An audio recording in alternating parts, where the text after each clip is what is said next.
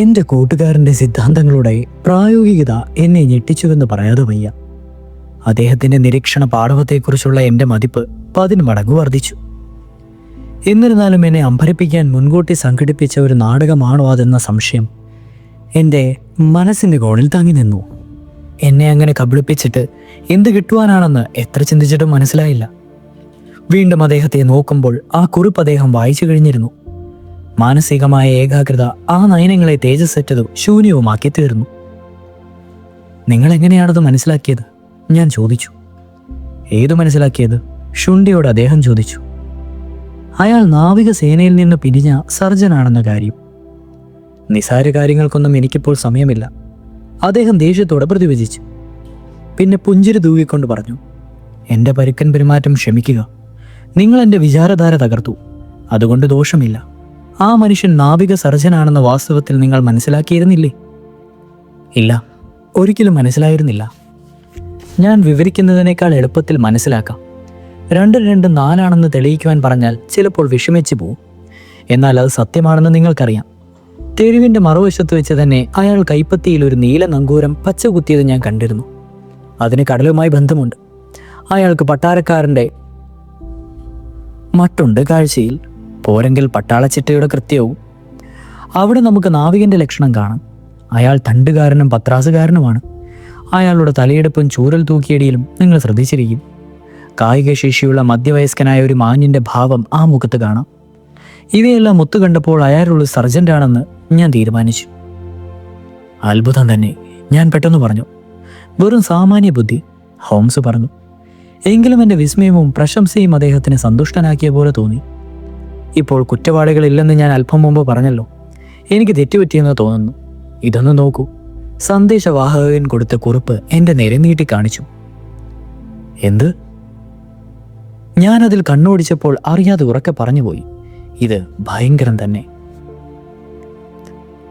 സാധാരണയിൽ നിന്നും കുറച്ച് വ്യത്യസ്തമാണെന്ന് തോന്നുന്നു, അദ്ദേഹം സാവകാശം അഭിപ്രായപ്പെട്ടു. അതൊന്ന് ഉറക്കെ വായിക്കാമോ? ഞാൻ വായിച്ചു കൊടുത്ത കത്ത് ഇപ്രകാരമാണ്. എൻ്റെ പ്രിയപ്പെട്ട ഷെർലക് ഹോംസ്, ബ്രക്സ്റ്റൺ തെരുവിലെ അപ്പുറത്തുള്ള ലോറിസ്റ്റൺ ഗാർഡിലെ 3-ാം നമ്പറിൽ രാത്രി എന്തോ ചിലത് സംഭവിച്ചിരിക്കുന്നു. ഞങ്ങളുടെ റോന്തുകാരൻ രാത്രിയിൽ ഏകദേശം 2 മണിക്ക് അവിടെ ഒരു വെളിച്ചം കണ്ടു. വീട് കാലിയായതിനാൽ എന്തോ പന്തികേടുണ്ടെന്ന സംശയം തോന്നിയത്രേ. വാതിൽ തുറന്നിട്ടിരിക്കുന്നു. ഫർണിച്ചറൊന്നുമില്ലാതെ മുമ്പിലത്തെ മുവിൽ നന്നായി വസ്ത്രധാരണം ചെയ്ത ഒരു മാന്യൻ്റെ മൃതദേഹം കിടക്കുന്നത് അയാൾ കണ്ടു. കീശയിലുള്ള കാർഡിൽ ഈനൂക് J driver, Cleveland, Ohio, USA എന്നെഴുതിയിരിക്കുന്നു. കൊള്ള നടന്നിട്ടില്ലെന്ന് മാത്രമല്ല, ഈ മനുഷ്യൻ എങ്ങനെ മരിച്ചു എന്നതിന് തെളിവും കാണുന്നില്ല. മുറിയിൽ രക്തത്തിൻ്റെ പാടുകൾ കാണാനുണ്ടെങ്കിലും ദേഹത്തിൽ മുറിവൊന്നുമില്ല. ആൾപ്പാർപ്പില്ലാത്ത ഈ വീട്ടിൽ അയാൾ എങ്ങനെ വന്നുവെന്ന് ഞങ്ങളത് ഒരു പിടിയും കിട്ടുന്നില്ല. ചുരുക്കത്തിൽ ഇതൊരു കീറാമുട്ടിയ പ്രശ്നമായിരിക്കും. 12 മണിക്ക് മുമ്പായി ആ വീട്ടിലോളം നിങ്ങൾക്ക് വരുവാൻ പറ്റുമെങ്കിൽ ഞാൻ ഇവിടെ തന്നെ കാത്തു നിൽക്കാം. നിങ്ങളുടെ അഭിപ്രായം അറിയുന്നതുവരെ എല്ലാം അതേപടി വായിക്കുവാൻ ഏർപ്പാടാക്കിയിട്ടുണ്ട്. വരാൻ വിഷമമാണെങ്കിൽ ഞാൻ വിശദ വിവരം അറിയിച്ചു തരാം. നിങ്ങളുടെ വിലയേറിയ ഉപദേശം തന്നാൽ വലിയൊരു ഉപകാരമായിരിക്കും. നിങ്ങളുടെ വിശ്വസ്തൻ ടോബിയസ് ഗ്രെഗ്സൺ. സ്കോട്ട്ലൻഡ് യാർഡിലുള്ളവരുടെ കൂട്ടത്തിൽ ഏറ്റവും സമർത്ഥനാണ് ഗ്രെഗ്സൺ, എൻ്റെ സ്നേഹിതൻ അഭിപ്രായപ്പെട്ടു. പ്രഗത്ഭരല്ലാത്ത അക്കൂട്ടരുടെ ഇടയിൽ അയാളും ലെസ്ട്രിയഡും കുറേ ഭേദപ്പെട്ടവരാണ്. വേഗവും ചുറുക്കവും അവർക്കുണ്ട്. പക്ഷേ മാമൂൽ പ്രിയന്മാരാണ്. നടുക്കമുണ്ടാകും വിധം അവർ അന്യോന്യ മത്സരത്തിലാണ്. വാടക സുന്ദരികളെപ്പോലെ അസൂയക്കളും. 2 ആളെയും ഈ കേസിൽ തുമ്പ് കണ്ടെക്കാൻ ഒന്നായി ഏൽപ്പിച്ചാൽ നല്ല തമാശയുണ്ടാകും. ഒന്നും സംഭവിച്ചിട്ടില്ലെന്ന മട്ടിൽ ശാന്തമായി അദ്ദേഹം പിറുപിറുത്തുകൊണ്ടേയിരുന്നു. അപ്പോൾ എനിക്ക് ആശ്ചര്യം തോന്നി. 1 നിമിഷം പോലും പാഴാക്കരുത്, ഞാൻ ഉറക്കെ പറഞ്ഞു. ഞാൻ ചെന്നൊരു വണ്ടി പിടിച്ചുകൊണ്ട് വരട്ടെ. ഞാൻ പോകണമോ എന്ന് തീരുമാനിച്ചിട്ടില്ല. എന്നെപ്പോലെ കുഴിമടിയനായ ചെകുത്താൻ വേറെയില്ല. എന്നെ ഏതോ ബാധ പിടികൂടുമ്പോൾ മാത്രമേ അങ്ങനെയുള്ളൂ. അല്ലാത്തപ്പോൾ ചുറുചുറുക്കോടെ ഓടി നടക്കും. നിങ്ങൾ കുറേയായി ആശിച്ചുകൊണ്ടിരുന്ന അസുലഭ സന്ദർഭമല്ലേ ഇത്? എൻ്റെ പൊന്നു ചങ്ങാതി, അതുകൊണ്ട് എനിക്കെന്ത് കാര്യം? ഈ സംഗതിയിൽ കുരുക്കെല്ലാം ഞാൻ അഴിച്ചു കൊടുത്താൽ അതിൻ്റെ ബഹുമതിയെല്ലാം ഗ്രെഗ്സൺ ലെസ്ട്രേഡ് പ്രഭുതകൾക്ക് തട്ടിയെടുക്കും. ഞാൻ അനൗദ്യോഗിക വ്യക്തിയായതുകൊണ്ട് ഇങ്ങനെ സംഭവിക്കുന്നതാണ്. പക്ഷെ അയാൾ നിങ്ങളുടെ സഹായമാണല്ലോ അഭ്യർത്ഥിച്ചിരിക്കുന്നത്. അത് ശരി, ഞാൻ അയാളേക്കാൾ ഉന്നതനാണെന്ന് അയാൾക്കറിയാം. അയാളത് അംഗീകരിക്കുന്നുവെന്ന് മാത്രം. നാക്കെടുത്ത് വേറൊരാളോടത് പറയുകയില്ല. ഏതായാലും നമുക്കൊന്ന് പോയി നോക്കാം. ഞാൻ എൻ്റെ ചൂണ്ടയിട്ട് നോക്കട്ടെ. ഒന്നുമില്ലെങ്കിൽ അവരെ ഒന്ന് പരിഹസിച്ചൊരു വിടിയെങ്കിലും ചെയ്യാമല്ലോ.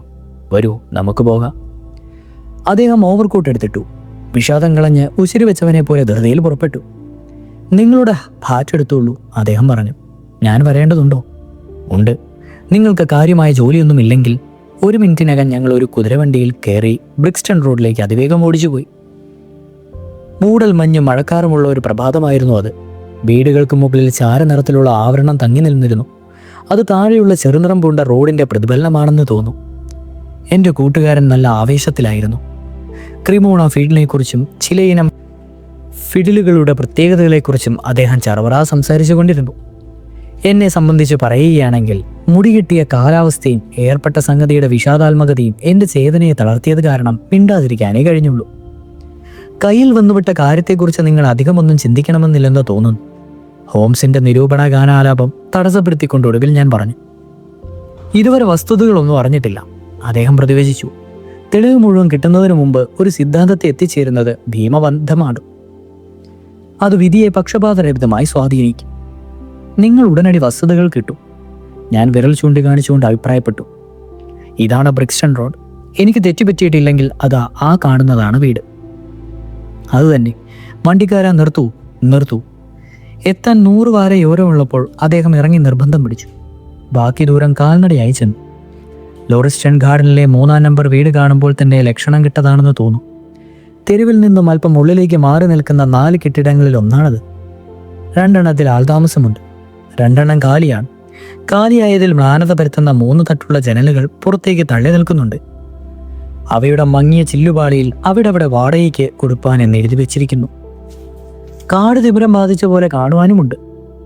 വീടുകളുടെ തെരുവിൽ നിന്നും വേർതിരിക്കാനെന്നോണം ശുഷ്കരിച്ച ഏതാനും ചെടികളുള്ള പൂന്തോട്ടവും അവിടെയുണ്ട്. അതിനു കുറുകെ മഞ്ഞ നിറവും കലർന്ന കളിമണ്ണും ചരലും നിറഞ്ഞുമായ ചെറിയ ചെടികളുമുണ്ട്. രാത്രി മുഴുവൻ മഴ തിമിർത്ത് പെയ്ത കാരണം സ്ഥലമാകെ വഴുക്കലുള്ളതായി തീർന്നിരിക്കുന്നു. തോട്ടത്തിന് അതിരിട്ടുകൊണ്ട് 3 അടി ഉയരത്തിൽ കാൽച്ചുമരും അതിന്മീതെ നേരിയ മരയിലും ഘടിപ്പിച്ചിട്ടുണ്ട്. അതിന്മേൽ ചാരി ആചാനുബാഹുവായ ഒരു പോലീസ് കോൺസ്റ്റബിളും അയാളെ ചുറ്റിപ്പറ്റി അകത്തെന്താണെന്ന് പാത്തും പതുങ്ങിയും നോക്കുന്ന ഏതാനും അലസന്മാരും നിന്നിരുന്നു.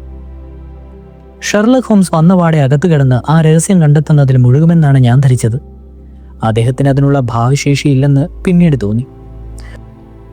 ഒന്നിലും താല്പര്യമില്ലാത്തവനെ പോലെ എന്നാൽ അല്പം ഗർവോടെ നടവഴിയിൽ അങ്ങോട്ടും ഇങ്ങോട്ടും നടന്നും താഴെയും മുകളിൽ നോക്കിയും എതിർവശങ്ങളിലുള്ള വീടുകളിലും അഴിനിരകളിലും അർത്ഥശൂന്യമായി മാറി മാറി കണ്ണോടിച്ചും അദ്ദേഹം കഴിച്ചുകൂട്ടി.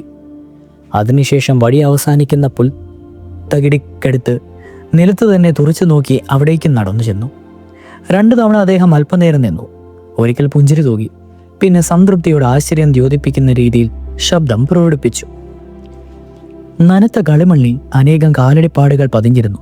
പക്ഷേ പോലീസ് കോൺസ്റ്റബിൾമാർ അങ്ങോട്ടും ഇങ്ങോട്ടും പോയിക്കൊണ്ടിരുന്നതിനാൽ എൻ്റെ സുഹൃത്തിന് അതിൽ നിന്നും ഏതെങ്കിലും കണ്ടെത്തുവാനായെന്ന് ഞാൻ സംശയിച്ചു.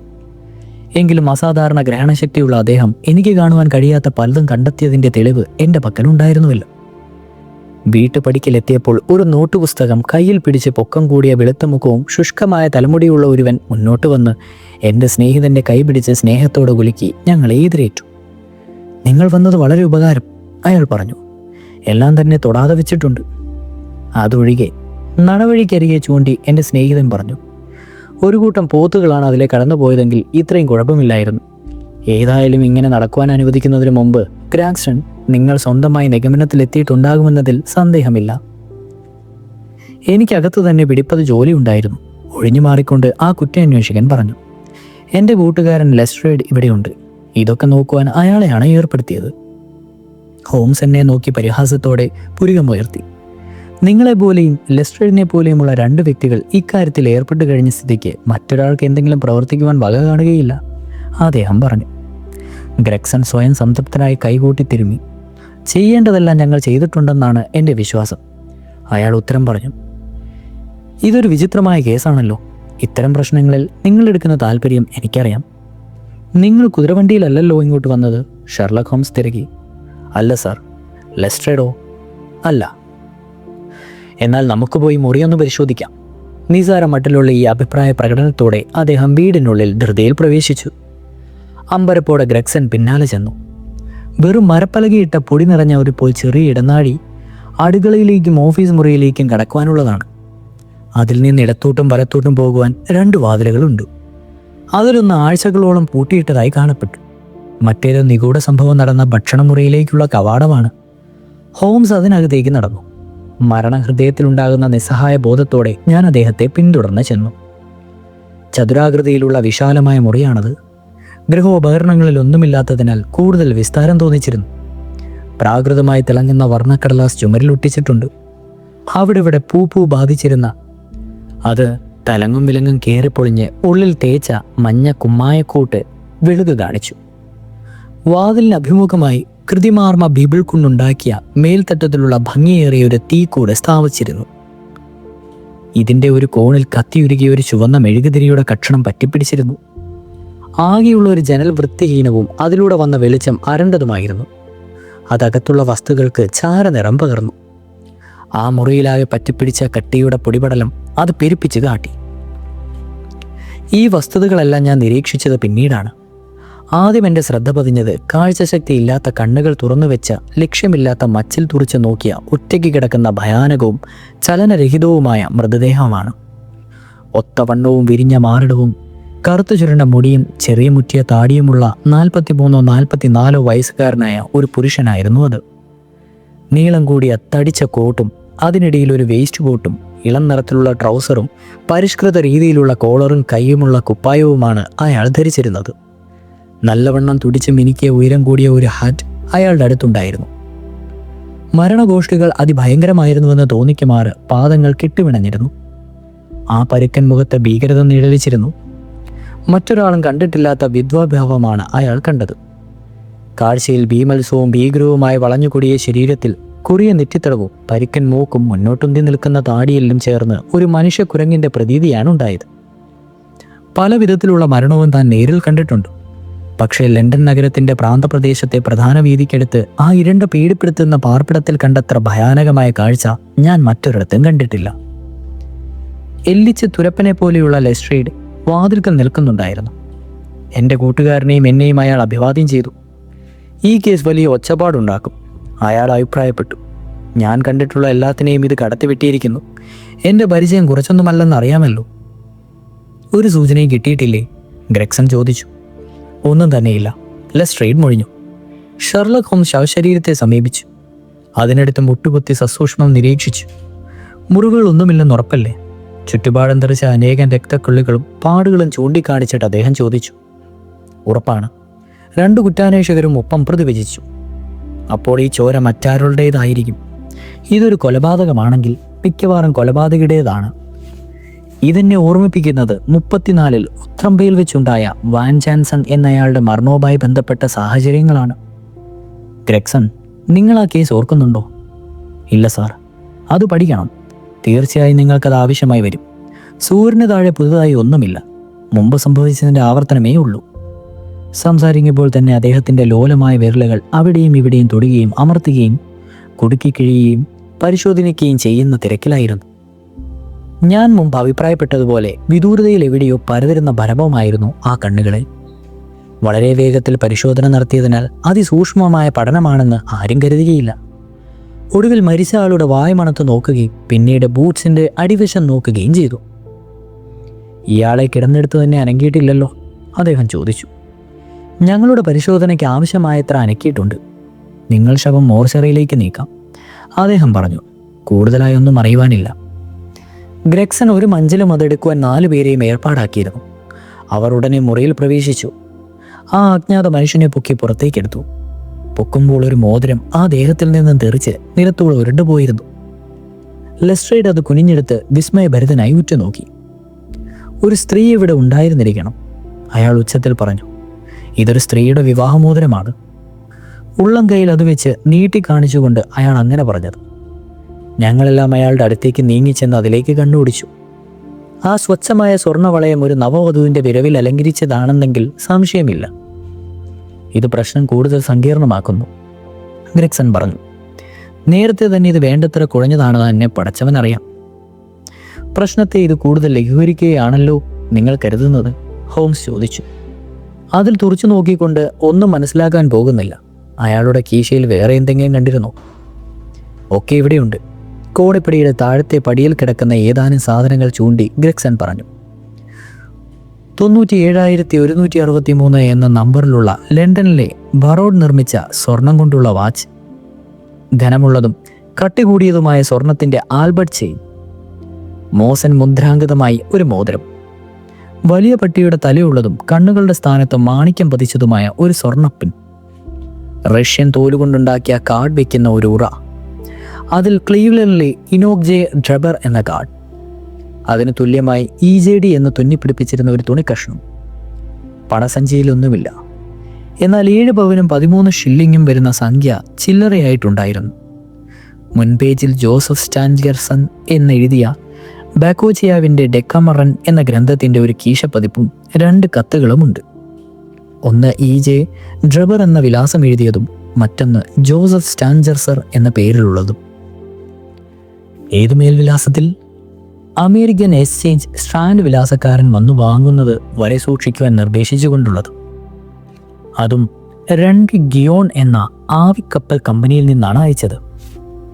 ലിവർപൂളിൽ നിന്നാണ് അവരുടെ ബോട്ടുകൾ പുറപ്പെടുന്ന കാര്യം സൂചിപ്പിച്ച് അറിയിച്ചിട്ടുള്ളതാണവ. ഇനിയർ ഭാഗ്യം ന്യൂയോർക്കിലേക്ക് മടങ്ങാതിരിക്കുന്നവനാണെന്ന് വ്യക്തമാണ്. ഈ സ്റ്റാൻജർസർ എന്ന മനുഷ്യനെ പറ്റി എന്തെങ്കിലും അന്വേഷണം നടത്തിയിട്ടുണ്ടോ? ഞാനുടനെ അക്കാര്യം അന്വേഷിച്ചു സാർ, ഗ്രെക്സൺ പറഞ്ഞു. എല്ലാ പത്രങ്ങൾക്കും ഞാൻ പരസ്യം അയച്ചിട്ടുണ്ട്. ഒരാളെ അമേരിക്കൻ എക്സ്ചേഞ്ചിലേക്കും വിട്ടിട്ടുണ്ട്. അയാൾ ഇനിയും മടങ്ങിയെത്തിയിട്ടില്ല. നിങ്ങൾ ക്ലീവ്ലൻഡിലേക്ക് വല്ല വിവരവും കൊടുത്തോ? ഇന്ന് കാലത്ത് ഞങ്ങൾ കമ്പി സന്ദേശം നൽകിയിട്ടുണ്ട്. നിങ്ങളുടെ അന്വേഷണ സന്ദേശത്തിലെ വാചകം എന്തായിരുന്നു? ഞങ്ങൾ സാഹചര്യ വിവരണം മാത്രം നൽകിയിട്ട് ഞങ്ങൾക്ക് സഹായമല്ലാതെ നല്ല വിവരവും നൽകിയാൽ ഉപകാരമായിരിക്കുമെന്ന് അറിയിച്ചിട്ടുണ്ട്. നിർണായകമാണെന്ന് നിങ്ങൾക്ക് തോന്നിയ എന്തെങ്കിലും വസ്തുതയെക്കുറിച്ച് പ്രത്യേകം വിവരം ആവശ്യപ്പെട്ടിട്ടുണ്ടോ? സ്റ്റാൻജർസനെ പറ്റി ചോദിച്ചിട്ടുണ്ട്. വേറൊന്നുമില്ലേ? ഈ കേസാകെ തൂങ്ങി നിൽക്കുന്ന പ്രത്യേക സാഹചര്യങ്ങളൊന്നുമില്ലേ? നിങ്ങൾ വീണ്ടും കമ്പിയടിക്കുവാൻ ഒരുങ്ങുമോ? എനിക്ക് പറയാനുള്ളതൊക്കെ ഞാൻ പറഞ്ഞു കഴിഞ്ഞു, അല്പം നീരസത്തോടെ ഗ്രെക്സൺ പറഞ്ഞു. ഹോംസ് അമർത്തി ചിരിച്ച ശേഷം എന്തോ പറയുവാൻ തുനിയുകയായിരുന്നു. ഞങ്ങൾ തളത്തിൽ സംസാരിച്ചു കൊണ്ടിരിക്കുമ്പോൾ അകത്തെ മുറിയിലായിരുന്ന ലെസ്ട്രേഡ് കൈകൾ കൂട്ടിത്തിരുമ്മി ഗമയിൽ സന്തുഷ്ടി പ്രകടിപ്പിച്ചുകൊണ്ട് അപ്പോൾ അവിടെ പ്രത്യക്ഷപ്പെട്ടു. മിസ്റ്റർ ഗ്രെക്സൺ, അയാൾ പറഞ്ഞു, ഞാനിപ്പോൾ ഒരു പ്രധാന സംഗതി കണ്ടെത്തി. ചുമരുകൾ സൂക്ഷ്മമായി ഞാൻ പരിശോധിച്ചിരുന്നില്ല എങ്കിൽ കാണാതിരിക്കുവാനിടയുള്ള ഒരു കാര്യമാണത്. ആ പൊക്കം കുറഞ്ഞ മനുഷ്യൻ്റെ കണ്ണുകൾ ഇത് പറയുമ്പോൾ വെട്ടിത്തിളങ്ങി. തൻ്റെ സഹപ്രവർത്തകൻ്റെ മേലൊരു വിജയം നേടിയതിൽ അയാൾ ഉള്ളിൽ സന്തോഷിക്കുന്നുണ്ടെന്ന് വ്യക്തമായിരുന്നു. ഇവിടെ വരൂ. മുറിയിലേക്ക് തന്നെ ശീഘ്രം തിരിച്ചു ചെന്നിട്ട് അയാൾ പറഞ്ഞു, ഇനി അവിടെ നിൽക്കൂ. അതിലുണ്ടായിരുന്ന ആളുടെ ബീഭത്സരൂപം നീങ്ങിയതോടെ മുറിയിലെ അന്തരീക്ഷം അല്പം തെളിഞ്ഞ പോലെ കാണപ്പെട്ടു. ഒരു തീപ്പെട്ടിക്കുള്ളി ഉരച്ച് കത്തിച്ച് അയാൾ ചുമരിനെടുത്ത് പിടിച്ചു. അവിടെ നോക്കൂ, വിജയഭാവത്തിൽ അയാൾ പറഞ്ഞു. ഒട്ടിച്ച ചില കടലാസുകൾ ചിലയിടങ്ങളിൽ പതിഞ്ഞു പോയിരുന്നുവെന്ന് ഞാൻ മുമ്പേ സൂചിപ്പിച്ചിരുന്നുവല്ലോ. മുറിയിലെ ഈ പ്രത്യേക മൂലയിലാകട്ടെ ഒരു വലിയ കഷണം തന്നെ കീറിപ്പോയിട്ടുണ്ട്. അതിനിടയിൽ ചതുരാകൃതിയിൽ മഞ്ഞ നിറമുള്ള പ്ലാസ്റ്റർ പുറത്ത് കാണാമായിരുന്നു. ഈ ഒഴിഞ്ഞ സ്ഥലത്ത് കുറുകിയ രക്തം കൊണ്ടൊരു വാക്കുമാത്രം കുറിച്ചിരിക്കുന്നു, റെച്ചെ. അതിനെക്കുറിച്ച് നിങ്ങൾ എന്തു തോന്നുന്നു? ഒരു മാന്ത്രികനെ പോലെ ആ കുറ്റാന്വേഷകൻ ഗർജിച്ചു. ഇത് ഗൗനിക്കാതെ പോയത് മുറിയുടെ ഇരുണ്ട കോണിലായതുകൊണ്ടാണ്. ഇവിടെ നോക്കണമെന്ന് ആർക്കും തോന്നിയില്ല. കൊലപാതകി അത് അവൻ്റെയോ അവളുടെയോ സ്വന്തം രക്തത്തിൽ കുറിച്ചതാണ്. ചുമരിൽ താഴോട്ട് ഒലിച്ചിറങ്ങിയ ഈ രക്തക്കര നോക്കൂ. ആത്മഹത്യ ചെയ്തതാണെന്ന ആശയത്തെ അത് ദൂരീകരിക്കുന്നു. എഴുതുവാൻ ആ മൂല എന്തിനാണ് തിരഞ്ഞെടുത്തത്? ഞാൻ നിങ്ങൾക്ക് വിവരിച്ചു തരാം. ആ തട്ടിൻ മുകളിലുള്ള മെഴുകുതിരി നോക്കൂ. ആ സമയത്ത് അത് കത്തുന്നുണ്ടായിരിക്കും. അത് കത്തിച്ചാൽ ചുമരിൽ ഏറ്റവും പ്രകാശനമായിരിക്കുന്ന ഭാഗം ഈ കോണായിരിക്കും. നിങ്ങളത് കണ്ടതുകൊണ്ട് ഇപ്പോൾ എന്തു പ്രയോജനം? അതിനെ നിസാരമാക്കുന്ന തരത്തിൽ ഗ്രെക്സൺ ചോദിച്ചു. പ്രയോജനമോ? എന്ത്? ആ എഴുതിയ ആൾ ഒരു സ്ത്രീയുടെ പേര് റേച്ചൽ എന്ന് രേഖപ്പെടുത്തുവാൻ തുടങ്ങുകയായിരുന്നു. പക്ഷേ അവനോ അവൾക്കോ അത് പൂർത്തീകരിക്കുവാൻ കഴിഞ്ഞില്ല. നിങ്ങൾ ഞാൻ പറയുന്നത് കുറിച്ചും വെച്ചോളൂ. ഈ കേസിന് തുമ്പുണ്ടാകുമ്പോൾ റേച്ചൽ എന്ന പേരായ ഒരു സ്ത്രീക്ക് ഇതുമായി എന്തോ ബന്ധമുണ്ടെന്ന് കാണും. മിസ്റ്റർ ഷെർലക് ഹോംസ്, ഇതൊക്കെ നിങ്ങൾക്ക് ചിരിക്കുവാനുള്ള വകയായിരിക്കും. നിങ്ങൾ വളരെ മിടുക്കനും സാമർഥ്യവുമുള്ള ആളാണെങ്കിലും പഴയ നായാട്ടിനായ തന്നെയാണ് ഉത്തമമെന്ന് പിന്നീട് മനസ്സിലാകും. ഞാൻ ആത്മാർത്ഥമായി നിങ്ങളോട് മാപ്പ് ചോദിക്കുന്നു. പൊട്ടിച്ചിരിച്ചുകൊണ്ട് ആ ചെറിയ മനുഷ്യൻ്റെ പ്രകൃതിയിൽ നിന്ന് ഇടർച്ചുണ്ടാക്കിയ എൻ്റെ കൂട്ടുകാരൻ പറഞ്ഞു. നമ്മുടെ കൂട്ടത്തിൽ ഇത് ആദ്യം കണ്ടുപിടിച്ചതിനുള്ള ബഹുമതി നിങ്ങൾക്ക് തന്നെയാണ്. നിങ്ങൾ പറയുന്നത് പോലെ കഴിഞ്ഞ രാത്രിയിലെ നിഗൂഢ സംഭവത്തിലെ മറ്റേ പങ്കാളിയാണ് ഇത് എഴുതിയത് എന്നതിൽ തെളിവുണ്ട്. ഈ മുറി പരിശോധിക്കുവാൻ എനിക്ക് ഇതുവരെ കഴിഞ്ഞില്ല. എന്നാൽ നിങ്ങളുടെ സമ്മതത്തോടെ അക്കാര്യം ഞാൻ ഇപ്പോൾ നിർവഹിക്കാം. അങ്ങനെ പറയുമ്പോൾ അദ്ദേഹം കീശയിൽ നിന്ന് ഒരളവ് നാടയും ഒരു ഭൂതക്കണ്ണാടിയും പുറത്തെടുത്തു. ഈ രണ്ടു ഉപകരണത്തോടും കൂടി നിശബ്ദമായി മുറിക്കകത്ത് ചുറ്റുവാൻ തുടങ്ങി. ചിലപ്പോൾ നിൽക്കുകയും ഇടയ്ക്ക് മുട്ടിൽ ഇഴയുകയും ഒരിക്കൽ കമിഴ്ന്നു കിടക്കുകയും ചെയ്തു. ഈ ജോലിയിൽ തികച്ചും മുഴുകിയെ പോയതിനാൽ ഞങ്ങൾ അവിടെ നിൽക്കുന്ന കാര്യം തന്നെ അദ്ദേഹം മറന്നുപോലെ തോന്നി. കാരണം ആ സമയത്തൊക്കെ തനിയെ ഞൊടിക്കുകയും ഇടയ്ക്കിടെ ആശയവും ആവേശവും പ്രകടിപ്പിക്കുന്നതും ഒച്ചയുണ്ടാക്കുകയും ചെയ്തുകൊണ്ടേയിരുന്നു. നല്ല വർഗത്തിൽ ജനിച്ച് നല്ലവണ്ണം പരിശീലനം നേടിയ ഒരു വേട്ടനായ തൻ്റെ ഇരയെ കണ്ടെത്തുവാൻ മണം പിടിച്ച് വെപ്രാളപ്പെട്ട് ഓടി നടക്കുന്ന പ്രതീതിയാണ് അത് എന്നിൽ ഉണ്ടാക്കിയത്. എനിക്ക് കാണുവാൻ കഴിയാതിരുന്ന ചില അടയാളങ്ങൾ തമ്മിലുള്ള അകലം അളന്നും ഇടയ്ക്കപ്രകാരം തന്നെ അതിഗഹനമായി ചിന്തിച്ച് ചുമരിൽ നാടുപിടിച്ച് നോക്കിയും 20 മിനിറ്റോളം അദ്ദേഹം ചെലവഴിച്ചു. നിലത്തൊരിടത്തു നിന്ന് വളരെ സൂക്ഷ്മതയോടെ ചാരനിറത്തിലുള്ള കുറച്ച് ഭസ്മം ശേഖരിച്ചു. അതൊരു ഉറയിൽ ഭദ്രമായി സൂക്ഷിച്ചു.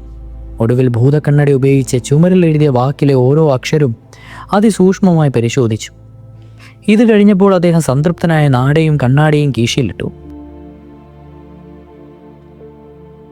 അതിബുദ്ധിശാലി എന്നൊക്കെ പറയുന്നത് ഏറ്റവും കൂടുതൽ സഹനശക്തിയുള്ളവരെയാണത്രേ.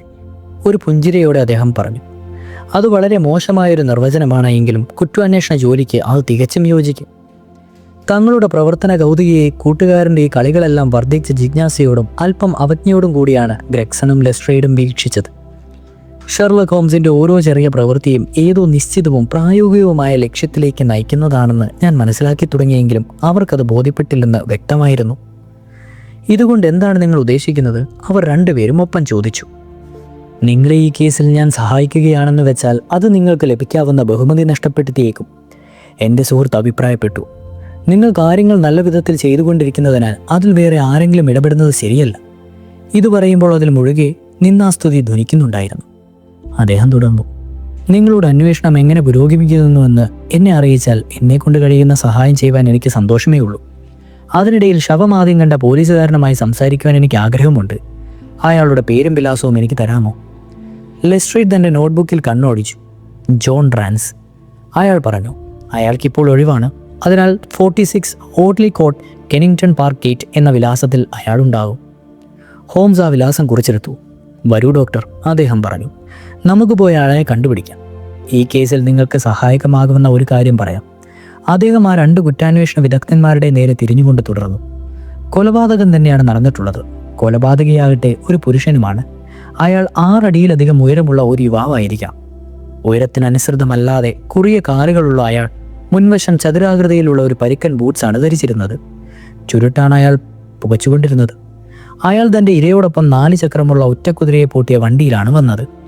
ആ കുതിരയുടെ ലാടങ്ങളിൽ 3 പഴയതോ മുൻകാലിലെ 1 മാത്രം പുതിയതുമാണ്. കൊലപാതകിയുടെ മുഖം മിക്കവാറും നീണ്ടതും വലതു കൈയിലെ നഖം സാമാന്യത്തിലധികം നീളമുള്ളതുമാണ്. ഇതിലെല്ലാം ചില സൂചനകൾ മാത്രം. അവ ഒരുപക്ഷെ നിങ്ങൾക്ക് സഹായകമായേക്കാം. ലെസ്ട്രേഡും ഗ്രെഗ്സണും അന്യോന്യം നോക്കി. ഇതൊക്കെ വിശ്വസിക്കുവാൻ കൊള്ളില്ലെന്ന അർത്ഥത്തിൽ മന്ദഹസിച്ചു. ഈ മനുഷ്യനെ കൊലപ്പെടുത്തിയതാണെങ്കിൽ അതെങ്ങനെ സംഭവിച്ചു? ആദ്യത്തെ അയാൾ ചോദിച്ചു. വിഷം. വളച്ചുകെട്ടില്ലാതെ ഷെർലക് ഹോംസ് പറഞ്ഞു. എന്നിട്ട് മുന്നോട്ട് നടന്നു. ലെസ്ട്രേഡ്, ഒരു കാര്യം കൂടി. വാതിലിനടുത്തെത്തി തിരിഞ്ഞു നോക്കിക്കൊണ്ട് അദ്ദേഹം പറഞ്ഞു. റേച്ചെ എന്നത് ജർമ്മൻ ഭാഷയിൽ പ്രതികാരം എന്നാണ് അർത്ഥം. അതുകൊണ്ട് മിസ് റേച്ചലിനെ അന്വേഷിച്ച് സമയം കളയണ്ട. ഈ വെടിപൊട്ടിച്ചതിന് ശേഷം അദ്ദേഹം നടന്നകന്നു. വാ പൊടിച്ചു നിന്നുപോയ അന്യോന്യം മത്സരിക്കുന്ന ആ 2 പേരെയും അവിടെ തന്നെ വിട്ടിട്ട്. തുടരും.